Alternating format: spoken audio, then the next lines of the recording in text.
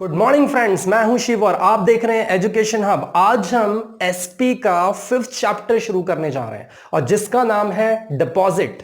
अब ये डिपॉजिट, सबसे पहले हमारे दिमाग में क्वेश्चन उठता है कि डिपॉजिट मतलब क्या। ये फिक्स डिपॉजिट नहीं है जो हम लोग नॉर्मली समझते हैं कि फिक्स डिपॉजिट जो हम लोग बैंक में जमा करते हैं और पैसे आपके कुछ सालों में डबल हो जाते हैं, ये वो फिक्स डिपॉजिट नहीं है। सबसे पहले मैं आप लोगों को सब ये बात क्लियर करना चाहता हूं। तो फिर ये डिपॉजिट है कौन सा और ये कंपनी के फैक्टर में डिपॉजिट का वर्ड क्यों यूज किया गया है। सबसे पहले आप एक समझ लीजिए, जैसे हमने डिबेंचर्स देखा था, ठीक है, इश्यू ऑफ डिबेंचर जो 4th चैप्टर था हमारा, उसमें हमने ये समझा था कि वो एक प्रकार का लोन है और जो लंबे समय के लिए लिया जा सकता है और उसके बदले कंपनी क्या उनको देगी, इंटरेस्ट पे करेगी। सेम यहां पे डिपॉजिट मतलब है एक प्रकार का शॉर्ट टर्म लोन जो कंपनी लेने वाली है 6 मंथ से लेकर 36 मंथ तक, minimum 6 month, maximum 36 month. Debenture में हमने देखा था कि वो 10 इयर्स, फिर उससे ज्यादा भी हम सालों के लिए कुछ एक्सेप्शंस केसेस में ले सकते हैं, लेकिन यहां पे ऐसा बिल्कुल भी नहीं है। यहां पे डिपॉजिट जो है वो 6 month minimum and maximum 36 month तक कंपनी इस लोन का पैसा पब्लिक से ले सकती है। इसका मतलब ओवरऑल क्या कहना है मेरा एग्जैक्टली कि डिपॉजिट भी एक प्रकार का लोन है जो कंपनी पब्लिक से लेती है और मैक्स टू मैक्स 36 मंथ तक ले सकती है और बदले में कंपनी उनको क्या देगी, ऑफ कोर्स इंटरेस्ट पे करेगी।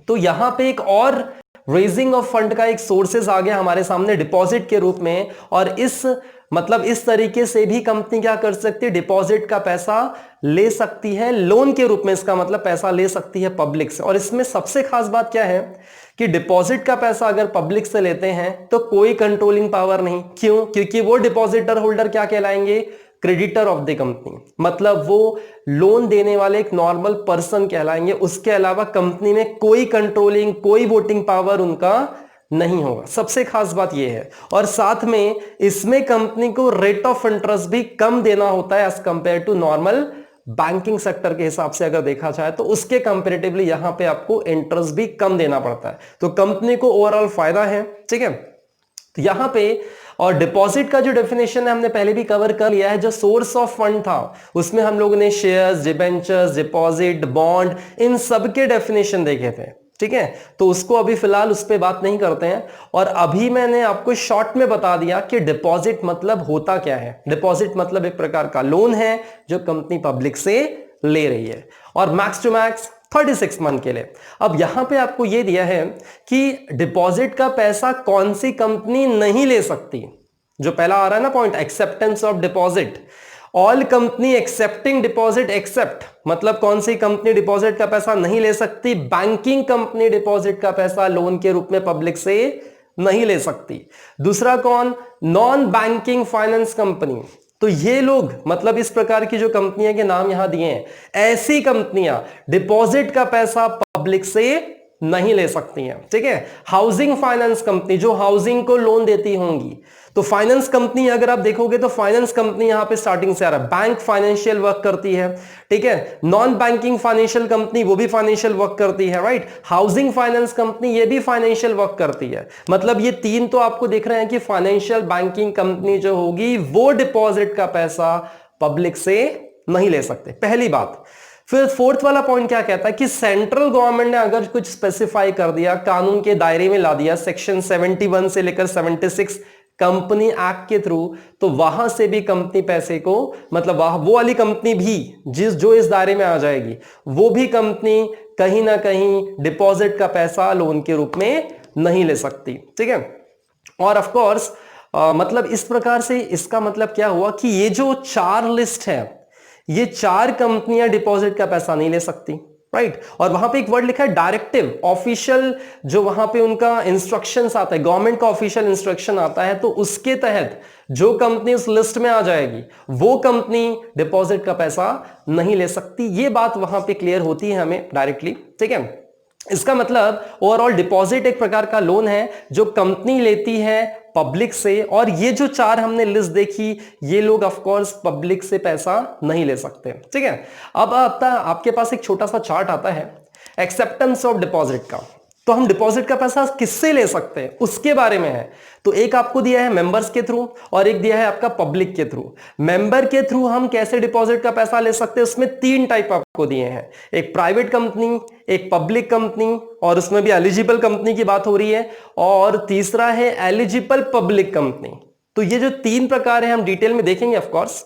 और दूसरा जो आता है फ्रॉम पब्लिक कंपनी, इसमें एलिजिबल पब्लिक कंपनी और गवर्नमेंट कंपनी। तो ये जो फ्लो चार्ट है, ये फ्लो चार्ट किसके लिए दिया है कि कौन सी प्रकार की कंपनी किन से पैसा ले सकती है, एक तो मेंबर से और एक पब्लिक से। तो मेंबर में 3 टाइप है, पब्लिक में आपके 2 टाइप दिए हैं, राइट। तो सबसे पहला जो पॉइंट हमारा आता है कौन सा, प्राइवेट कंपनी। तो ये जो प्राइवेट कंपनी है वो कैसे पब्लिक से ले सकती है उसको पहले कवर कर लेते हैं इस टॉपिक में, फिर उसके बाद आगे हम लोग सारे पॉइंट डिटेल में कवर करने ही वाले हैं, ठीक है। तो चैनल पे फटाफट एक लाइक जरूर कर दीजिए, क्योंकि आपने अभी अभी ये वीडियो देखना शुरू किया तो लाइक तो एक बनता ही है, और शेयर जरूर कर दीजिए अपने फ्रेंड से, लाइक और शेयर जरूर करिए। और अगर कोई आपको डाउट आता है तो उस पर कमेंट भी आपको जरूर करना है, ठीक है। चलिए, तो प्राइवेट कंपनी कौन सी कंपनी होती है जो कंपनी डिपॉजिट का पैसा ले सकती है उसके बारे में देखते हैं। Private company can accept deposit from his member as director और रिलेटिव ऑफ डायरेक्टर्स। मतलब डायरेक्टर से पैसा ले सकते हैं, डायरेक्टर के रिलेटिव से भी पैसा ले सकते हैं डिपॉजिट के रूप में। पहला पॉइंट, मतलब प्राइवेट कंपनी इन लोगों से ले सकती है। दूसरा आपको दिया है पब्लिक कंपनी, और उसमें भी other than eligible company. Eligible company हम देखेंगे बाद में, लेकिन फिलहाल पब्लिक कंपनी किन से पैसा ले सकती है उसके बारे में दिया है। Public company can accept deposit from it member और डायरेक्टर्स। मेंबर से पैसा ले सकते हैं, डायरेक्टर से पैसा ले सकते हैं। तो ये देखो डिफरेंस समझ में आ गया, प्राइवेट कंपनी किससे ले सकती है और पब्लिक कंपनी किससे ले सकती है, ये बात वहां पे क्लियर हो रही है आप लोगों को, ठीक है। थर्ड पॉइंट क्या आता है, एलिजिबल पब्लिक कंपनी। ये जो एलिजिबल पब्लिक कंपनी है वो कौन सी कंपनी होगी उसके बारे में क्राइटेरिया आपको पहले से बता दिया गया है। This company can accept deposit from their members and also from public. ऐसे लोग मेंबर से भी और पब्लिक से ले सकते हैं, मतलब डिपॉजिट का पैसा पब्लिक से सिर्फ पब्लिक कंपनी ले सकती है, ठीक है। ये बात वहां पे क्लियर होती है। अब तक 2 पॉइंट में वहां पे पब्लिक वर्ड नहीं आया था, प्राइवेट और public company other than eligible में।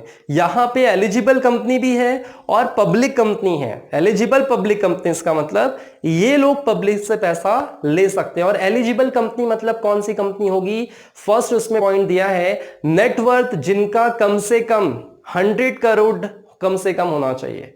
नेटवर्थ 100 करोड़ होना चाहिए। अब ये नेटवर्थ क्या है, नेटवर्थ मतलब है total capital of the firm, total free reserve of the firm, security premium account का जो पैसा है, आफ्टर डिडक्टिंग एक्यूमुलेटेड लॉसेस और डिफर पेमेंट, डिफर्ड एक्सपेंसेस। मतलब ये तीनों को आपको ऐड करना है। ये तीनों को ऐड करने के बाद जो टोटल कैपिटल आएगा, टोटल आपका नेटवर्थ आएगा, उसी को नेटवर्थ करते हैं। मतलब क्या क्या लिया देखो उसने, नेटवर्थ मतलब है total paid up capital. Paid up capital आपको पता है, पेड अप कैपिटल मतलब क्या होता है, पेड अप कैपिटल मतलब जो शेयर होल्डर से पैसा हमें रिसीव हो चुका है उसको पेड अप कैपिटल कहते हैं। फ्री रिजर्व मतलब जो अलग से पैसा अलग से कंपनी ने जमा करके रखा है उसका टोटल। और security premium account, security premium account पहले भी आ चुका है।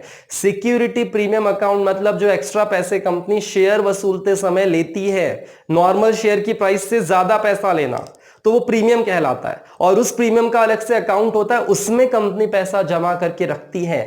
ये तीनों को जब ऐड करोगे, इसका जब टोटल आएगा, मतलब वो डिफर वगैरह माइनस करने के बाद इसका टोटल कम से कम 100 करोड़ होना चाहिए भाई, तब आप डिपॉजिट का पैसा ले सकते हो, तब आप एलिजिबल कंपनी कहलाओगे, अदरवाइज नहीं।